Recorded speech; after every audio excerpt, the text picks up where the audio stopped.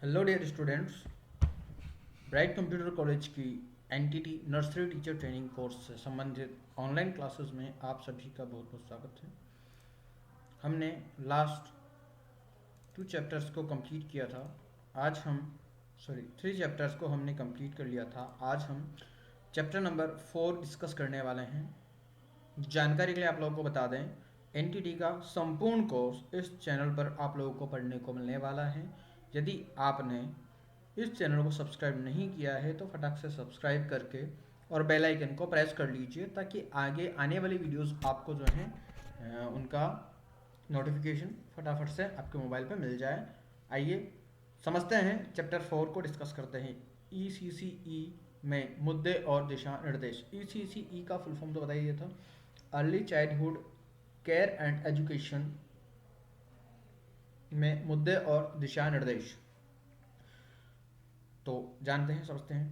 प्रारंभिक बाल्यावस्था ऐसी महत्वपूर्ण अवधि है जो बाद की शिक्षा और विकास के लिए आधार तैयार करती है। इस दौरान बच्चों को मिलने वाले अनुभव और अवसर उनके विकास को प्रभावित करते हैं, खासकर मस्तिष्क के विकास को। इसलिए गुणवत्तापूर्ण और समतामूलक प्रारंभिक देखभाल और शिक्षा तक पहुंच सुनिश्चित करना अनिवार्य हो जाता है। इशू इन ECCE में मुद्दे। फर्स्ट, प्रोसेस ऑफ एडमिशन, प्रवेश की प्रक्रिया।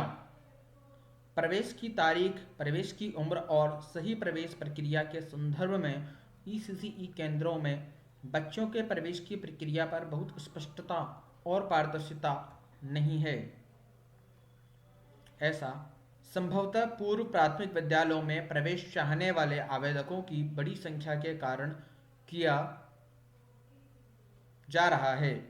इस तरह की प्रथाओं से बच्चों को अस्वीकार कर दिया जाता है, जो इस कच्ची उम्र में उनके आत्मविश्वास और आत्मसम्मान को नष्ट कर सकता है।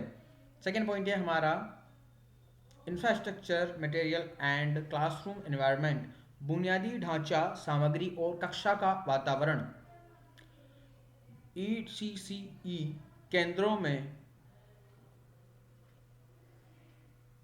आयु और विकास की दृष्टि से उपयुक्त उपकरण और खेल सामग्री का अभाव है।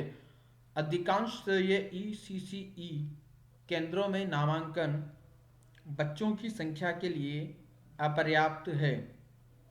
प्रदान की गई खेल सामग्री निर्धारित मानदंडों को पूरा नहीं करती है और उसका रखरखाव भी ठीक से नहीं किया जाता है।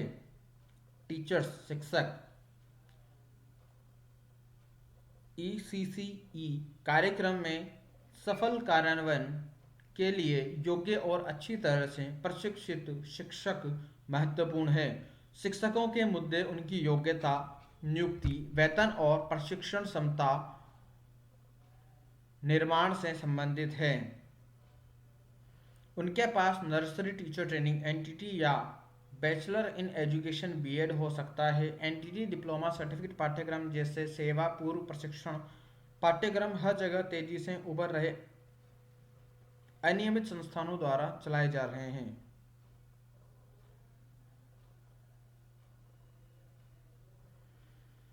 टीचिंग लर्निंग प्रोसेस, शिक्षण अधिगम प्रक्रिया।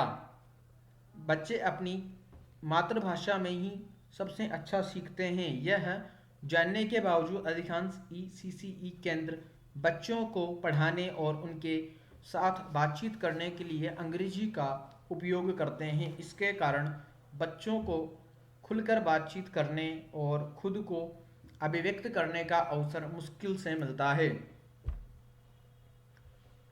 पूर्व प्राथमिक विद्यालयों द्वारा प्रदान किया जाने वाला विशाल उबाऊ और उम्र अनुचित होमवर्क जो बच्चों पर बोझ डालता है, एक और महत्वपूर्ण मुद्दा है। बच्चे दबावग्रस्त हो जाते हैं और यह स्थिति घर में बच्चों की आज़ादी छीन लेती है। कभी कभार यह दबाव माता पिता पर भी स्थानांतरित हो जाता है। द करिकुलम, पाठ्यक्रम। पाठ्यक्रम में छोटे बच्चों की विशेषताओं, आवश्यकताओं और विकास को ध्यान में रखते हुए उनके लिए आयोजित किए जाने वाले सभी प्रकार के अनुभवों को शामिल किया गया है। वर्तमान में ईसीसीई के लिए कोई निर्धारित पाठ्यक्रम नहीं है। हालांकि महिला एवं बाल विकास मंत्रालय एमडब्ल्यूसीडी ने ईसीसीई के लिए एक पाठ्यक्रम रूपरेखा विकसित किया है जो बच्चों को शिक्षण सीखने की प्रक्रिया के केंद्र में रखता है और छोटे बच्चों के सीखने के अनुभवों को व्यवस्थित करने के लिए खेल विधि आधारित उपागम का सुझाव दिया है। सिक्स्थ पॉइंट है हमारा समावेश और लैंगिक समानता। समावेश और लैंगिक समानता ऐसे मुद्दे हैं जिन पर जीवन के प्रारंभिक चरण में ही ध्यान देने की आवश्यकता है। एक समावेशी और पूर्व प्राथमिक विद्यालय वातावरण में सभी बच्चों के बीच मौजूदा मतभेदों के बावजूद उनके लिए एक सफलतामूलक और सम्मानजनक वातावरण होता है। सेवंथ पॉइंट है आपका प्रशासनिक प्रबंधन संबंधी मुद्दे। एसीसीई केंद्र के विकास और स्थिरता के लिए प्रशासनिक प्रबंधक मुद्दे महत्वपूर्ण हैं। इन मुद्दों में निम्नलिखित शामिल हैं: निगरानी और पर्यवेक्षण, नियामक रूपरेखा, सम्मिलन, समन्वय। अब है आगे मुद्दों के निराकरण हेतु दिशा निर्देश। Direction to resolve issue, process of admission, प्रवेश की प्रक्रिया, प्रवेश की तारीख, प्रवेश की उम्र और पूर्व प्राथमिक विद्यालय में बच्चों के नामांकन की प्रक्रिया अलग अलग राज्यों में अलग अलग होती है। शैक्षणिक वर्ष के 31 मार्च तक 3 वर्ष की आयु पूरी करने पर बच्चे पूर्व प्राथमिक विद्यालय कार्यक्रम में प्रवेश के लिए तैयार होते हैं। Infrastructure, material and classroom environment, बुनियादी ढांचा सामग्री और कक्षा कक्ष का वातावरण। पूर्व प्राथमिक विद्यालय केंद्रों को सुरक्षित और पर्याप्त आंतरिक और बाह्य स्थान सुनिश्चित करना चाहिए। 25 बच्चों के समूह के लिए न्यूनतम 300 से 450 वर्ग मीटर का बाहरी स्थान और 35 वर्ग मीटर का आंतरिक स्थान उपलब्ध कराया जाना चाहिए। स्थान पर्याप्त संख्या में आयु और विकास की दृष्टि से उपयुक्त शिक्षण अधिगम सामग्री से सुसज्जित होना चाहिए। थर्ड नंबर, शिक्षक योग्यता, क्षमता, निर्माण और वेतन। शिक्षक योग्यता, क्षमता, निर्माण और वेतन। एक शिक्षक जिसने 12वीं कक्षा उत्तीर्ण की है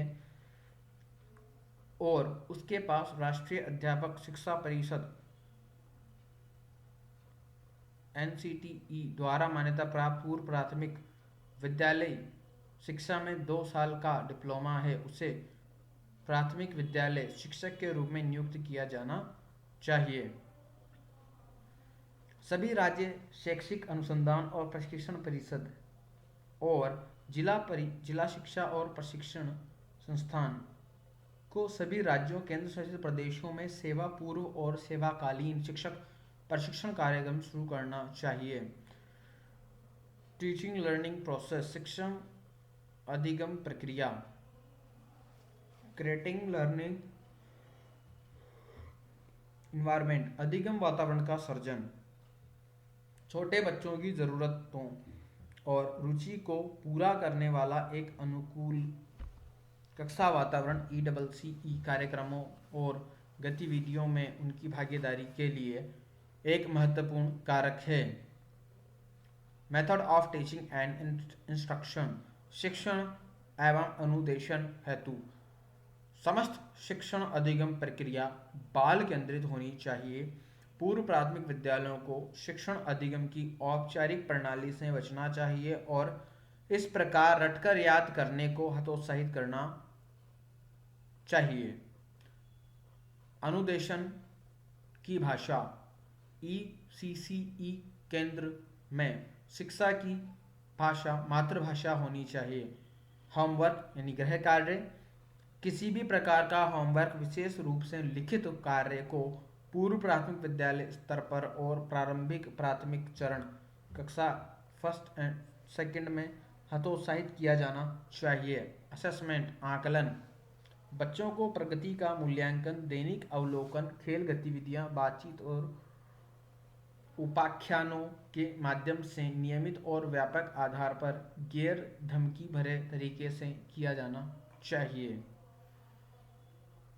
करिकुलम, पाठ्यक्रम, पाठ्यक्रम खेल आधारित होना चाहिए, निरंतर सीखना सुनिश्चित करना चाहिए, बातचीत के अवसर प्रदान करना चाहिए, बच्चों की भागीदारी सुनिश्चित करनी चाहिए और स्वदेशी सामग्री के उपयोग को बढ़ावा देना चाहिए और विकास के सभी क्षेत्रों को समाहित करने वाली शिक्षा शास्त्र की पेशकश करता है। समावेश और लैंगिक समानता, समानता को बढ़ावा देने के लिए कक्षा में विविधता का सम्मान किया जाना चाहिए। विशेष आवश्यकता वाले बच्चों की शिक्षा को सुविधाजनक बनाने के प्रयास किए जाने चाहिए। पूर्व प्राथमिक विद्यालय वातावरण को बुनियादी रूपरेखा और आवश्यक शिक्षण अधिगम सामग्री के प्रावधान के संदर्भ में सुलभ बनाया जाना चाहिए। एडमिनिस्ट्रेटिव मैनेजमेंट, प्रशासनिक प्रबंधन, निगरानी और पर्यवेक्षण को ईसीसीई से संबंधित मुद्दों का पता लगाने और पहचानी गई समस्याओं के समाधान तैयार करने पर ध्यान केंद्रित करना चाहिए। यह मानकों के कार्यान्वयन की निगरानी के लिए एक समर्पित एजेंसी के गठन और मानकों को मापने के लिए मूल्यांकन उपकरण विकसित करके किया जा सकता है। नेक्स्ट हम चैप्टर 5 नेक्स्ट वीडियो में हम पढ़ेंगे। चैप्टर 4 हमारा यहीं कंप्लीट होता है। चैप्टर 5 हमारा रहेगा planning of ECCE, curriculum, ECC पाठ्यक्रम की योजना। धन्यवाद।